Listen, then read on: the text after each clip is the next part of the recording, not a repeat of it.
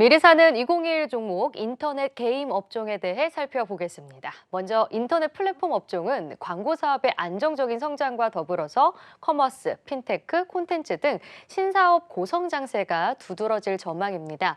또한 게임 업종은 이 모바일 중심에서 PC, 콘솔 등 플랫폼이 다양화되고 있는데요. 코로나19로 서구권 지역의 PC와 콘솔 게임 이용 시간이 증가하고 있어서 우호적 환경이 예상되고 있습니다. 특히 대형 MMORPG 신작 출시도 기대가 되고 있습니다. 2021년 대표적인 인터넷 플랫폼 종목은 카카오입니다. 하이투자증권은 목표가 47만 원을 제시했는데요. 톡보드의 광고주 수요 증가 등으로 매출과 수익성이 동시에 개선될 전망입니다. 카카오는 플랫폼과 콘텐츠 매출 비중이 5대5로 균형 잡힌 사업 포트폴리오를 구축하고 있는데요. 플랫폼 생태계에서 콘텐츠 경쟁력은 더욱 중요해지고 있기 때문에 이 점도 긍정적으로 작용할 전망입니다. 또한 자회사 IPO 모멘텀도 기대가 되는데요. 카카오페이지, 카카오뱅크 등 자회사 상장으로 인한 기업가치 재평가는 2021년에도 지속될 것으로 보입니다. 2020년 3분기 누적 카카오페이지 통합 거래액은 전년도 연간 거래액을 초과했습니다.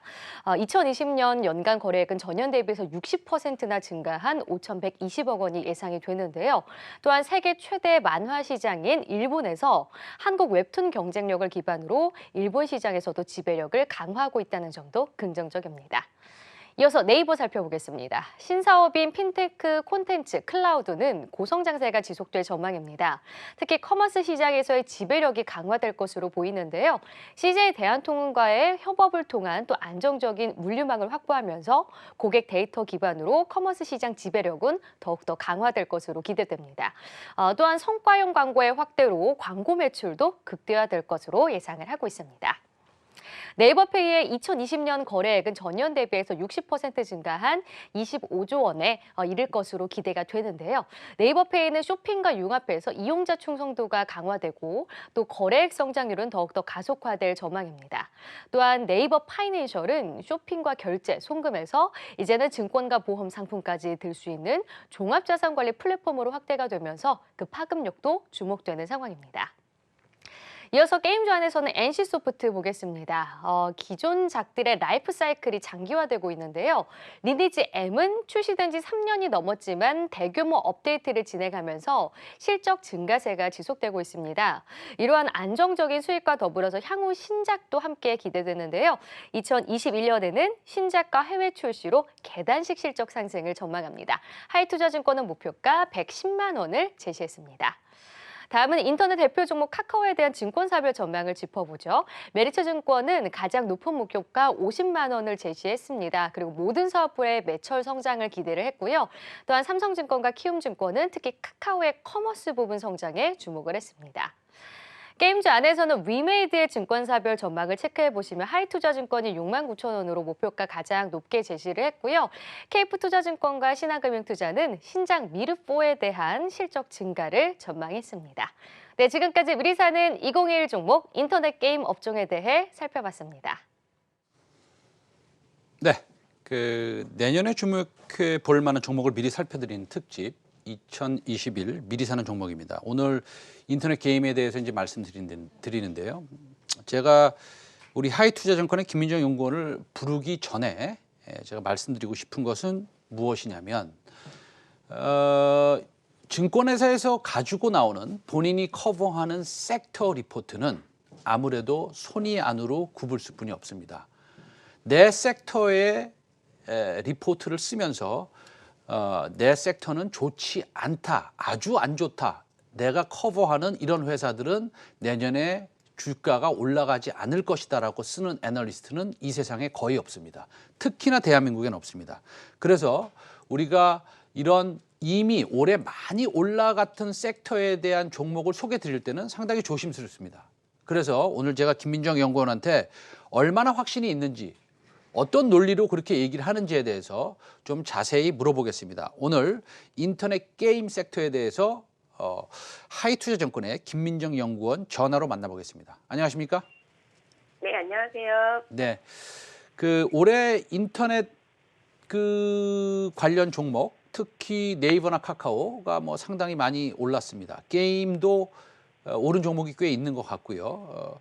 최근 들어는 조금 주춤하기도 하는데 내년에도 인터넷 그리고 또 별도로 게임 종목에 대한 선호가 지속될 거라고 보십니까? 네, 선호라는 거는 투자 심리이기 때문에요. 투자 심리는 우호적으로 계속 형성이 될 거라고 예상을 하고 있습니다. 그러니까 최근 말씀하셨다시피 나스닥 기술주의 주가가 주춤하면서 국내 기술주도 좀 주춤한 모습을 보이고 있는데요. 그러면서 오히려 멀티플 부담은 좀 축소가 된 상황입니다. 그래서 멀티플 부담이 좀 내려온 상황에서는 양호한 실적은 계속 지속이 될 거기 때문에 뭐 핀테크, 웹툰, 커머스 이런 신사업에서 재평가도 이뤄지면은 내년에도 뭐 인터넷 게임 이런 업종에 대한 우호적인 투자 심리는 계속 지속이 될 거라고 예상을 하고 있습니다. 네, 알겠습니다. 보고서 제목이 플랫폼이 새 판을 짜는 시대 이렇게 이제 말씀하셨는데 제가 두 번째 질문을 드리기 전에 제가 우리 연구원님한테 부탁드릴 말씀은 이겁니다.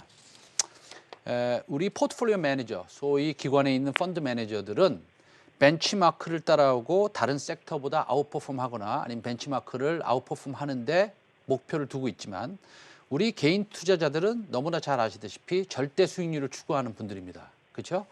그렇기 때문에 요번에 네이버하고 카카오가 상당히 많이 사실은 좋은 모습을 보여줬고 내년에도 코로나19가 종식이 혹시 된다면 될지 안 될지 우리는 모르죠. 된다면 그래도 네이버 카카오가 좋은 모습을 보여줄 것 같다라는 의구심이 들긴 합니다만 지금 작성된 보고서 플랫폼이 새 판을 짜는 시대 이런 것은 구체적으로 어떤 것을 의미하는지 설명을 좀 부탁드리겠습니다.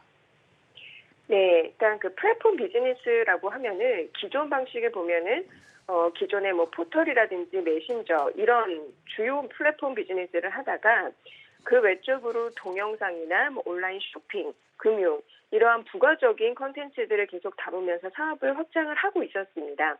근데 이제 최근에는 기존 전통 산업이라고 할 수 있는 대표적으로 유통, 금융, 항공 이런 이제 주요 산업들을 비롯해서 이제 기존 산업들이 그 기존 산업을 메인으로 두고 있지만 모두 이 산업을 플랫폼화하는 디지털 전략을 펼치고 있습니다. 뭐 일명 디지털 트랜스포메이션이라고 하는데요.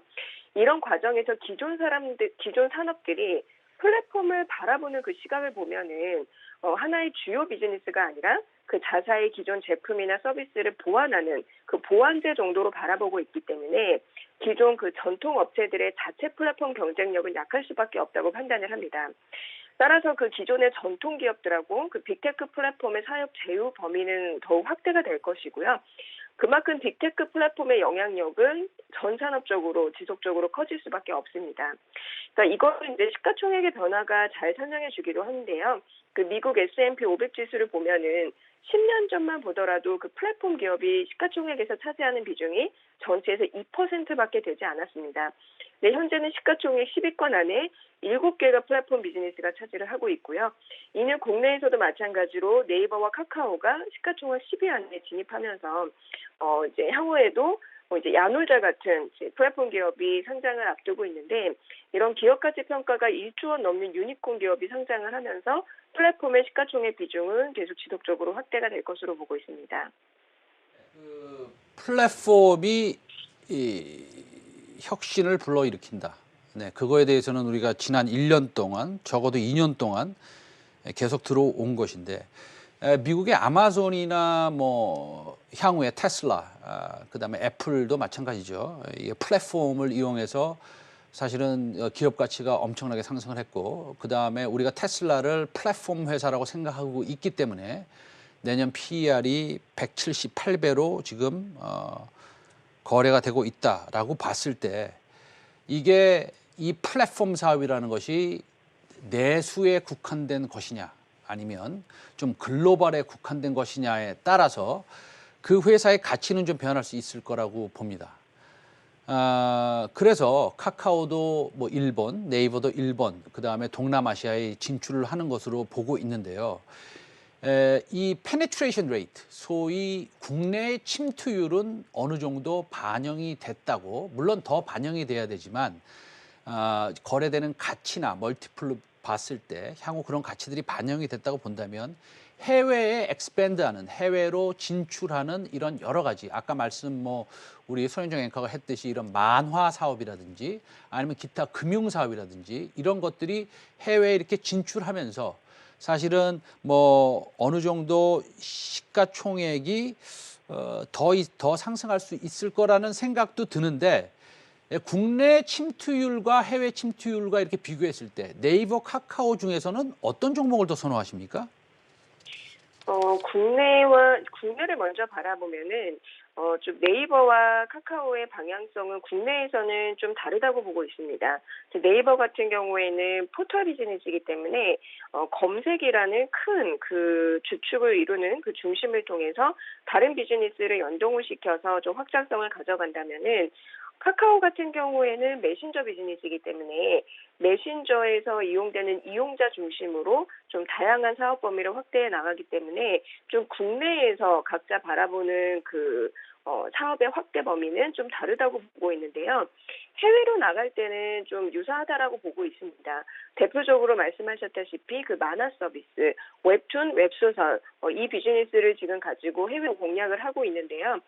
지금 이 만화 서비스가 왜 한국 서비스가 강점을 이루고 있냐면은 한국형 웹툰이라는 거는 굉장히 이제 전체 만화 시장에서도 그 웹 베이스로 콘텐츠, 그러니까 만화 콘텐츠로 이제 선도를 한다고 볼 수 있고, 이러한 콘텐츠 그 범위라든지 양이 전 세계적으로 적기 때문에 이 라이브러리를 거의 20년 가까이 쌓아온 우리나라가 강점을 가질 수밖에 없습니다.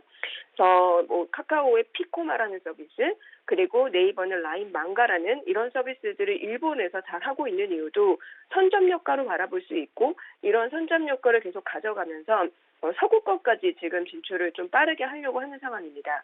그래서 좀 해외에서는 가장 좀 침투가 가시화될 수 있는 부분은 네이버, 카카오 모두 동일하게 웹툰, 웹소설 플랫폼이라고 보고 있고, 그만큼 이제 두 개 기업이 또 경쟁이 치열해질 거라고 보고 있습니다. 제가 엉뚱한 질문 하나 하고 싶은데요. 아마 우리 김민정 연구원은 잘 이해를 하시리라 믿습니다. 카카오하고 네이버는요, 언제쯤 배당주로 변모하겠습니까? 사실 인터넷주, 특히 이제 기술주가 배당을 준다라는 거는 그렇게 이제 투자자들에게 긍정적인 시그널은 아닐 거라고 봅니다. 그러니까 이제 성장이 거의 멈추고 그 가지고 있는 캐시를 또 투자할 그 분야가 거의 없어지고 오히려 이제 주주 환원으로 활용을 하게 된다는 거는 저성장을 맞이했다라는 또 하나의 시그널이 되기 때문에 그닥 이제 긍정적인 시그널은 아니라고 보는데요. 그 시점을 예상하는 거는 거의 의미가 없을 것 같고, 거의 이제 제가 개인적으로 예상하기에는 근 5년 안에는 배당주가 되는 거는 거의 의미가 없다라고 보고 있고, 지금도 사실 IPO를 계속 자회사를 이제 진행을 하는 이유는 그만큼 투자 자금, 그러니까 자금 조달이 계속해서 필요한 상황이기 때문에 당연히 이런 상황에서 배당을 고민할 단계는 전혀 아니라고 보기 때문에요. 이제 단기적으로도 그리고 5년 이렇게 중기적으로 보더라도 배당을 좀 고민할 그런 종목들은 아니라고 보고 있습니다. 우리 시청자 여러분들은 이해를 하셨는지, 제 질문을 이해를 하셨는지 모르겠지만 저의 질문은 이런 거였습니다. 네이버와 카카오가 앞으로 영원히 성장할 수 없고, 그렇게 된다면 배당주를 변모하는 시기는 언제고, 그렇다면 몇 년 동안 성장을 더해서 우리가 네이버와 카카오에 투자할 수 있는 앞으로의 기간이 얼마 남았을까요? 라는 질문을 단순하게 거꾸로 한번 질문 드려봤습니다. 게임 업종 한번 들어가 보겠습니다. 게임 업종 탑픽은 어떤 종목을 지금 추천하고 계십니까? 네, 게임에서 탑픽은 NC소프트로 추천을 드리는데요. NC소프트는 이제 올해에도 계속 탑픽으로 제시를 하고 있었고요. 계속해서 내년까지 탑픽을 유지를 하고 있는 상황입니다. 근거는 NC소프트는 절대적 투자 매력과 상대적 투자 매력을 다 갖췄다라고 보고 있는데요. 게임 업종을 보실 때는 가장 중요한 거는 그 개별적인 그 업체별로 신작 출시 일정과 신작 라인업입니다. 그런데 이제 내년에 NC소프트의 신작 라인업을 보시면은 내년 연초부터 그 블레이드 앤 소울 2라는 그 대작 MMORPG를 출시를 앞두고 있고요. 그리고 이제 기존 게임인 리니스토엠도 해외 출시를 이제 앞두고 있는데 해외 출시 같은 경우에는 큰 의미가 있는 거는 NC소프트는 사실 국내에서는 굉장히 입지력이 뭐 누구도 따라올 수 없는 그런 이제 리니지라는 IP를 가지고 있지만 사실 MMORPG 장르가 해외, 특히 이제 일본이나 서구권 같은 큰 시장을 잘 침투는 못하는 그런 장르였는데요. 그동안 이제 다른 MMORPG 게임들이 좀 일본과 서구권을 나갔을 때 성공 사례를 보였었기 때문에 좀 그 NC소프트가 해외로 나갔을 때 어느 정도의 성과가 기대가 되는 거고요. NC소프트는 이제 말씀드렸다시피 그러니까 해외 수익 비중이 크지 않습니다. 이제 국내 의존도가 상당히 큰데 리니스토엠이 해외에서 성과를 보이게 된다면은 또 하나의 큰 수익원이 창출되는 거기 때문에 신작과 해외 출시 모멘텀 이 두 가지가 지금 붙어 있는 상황이라서 절대적 매력이 있는 거고요. 그리고 두 번째 상대적 매력은 어떤 거를 말씀드리는 거냐면은 최근에 게임 시장은 뭐 경쟁이 더 치열해지고 있습니다. 그렇다 보니까는 뭐 신작이 흥행하는 그 히트 레이쇼도 낮아지고 있지만 기존 게임들의 라이프 사이클도 문제가 되고 있습니다. 그래서 아무리 대형작이라고 하더라도 초기에 이제 마케팅, 일명 마케팅빨로 큰 흥행을 했다고 하더라도 한 분기 정도 지나면 매출이 30-40%씩 금방 이제 급격하게 하락하는 모습을 보이고 있는데요. 이러한 시장에서 리니지는 독보적인 모습을 보이고 있습니다. 대표적으로 리니지 M이라는 게임이 출시된 지 3년이 넘었는데 매출이 오히려 그 3분기 때 실적 보시면은 오히려 반등해서 그러니까 소폭이 아니라 또 큰 폭으로 반등하는 모습까지 보이면서 라이프 사이클을 잘 유지한다라는 그런 상대적 강점도 보이고 있어서 이런 부분은 멀티플 프리미엄 요인으로까지 작용할 수 있다라고 보고 있습니다. 고맙습니다. 오늘 시간이 다 돼서 다음에 스튜디오에 한번 나와주시고요. 코로나가 좀 종식이 되면 오늘 김민정 하이투자연구원과 2021년 미리 사는 종목 특집으로 인터넷하고 게임 종목 살펴봤습니다. 감사합니다. 네, 감사합니다.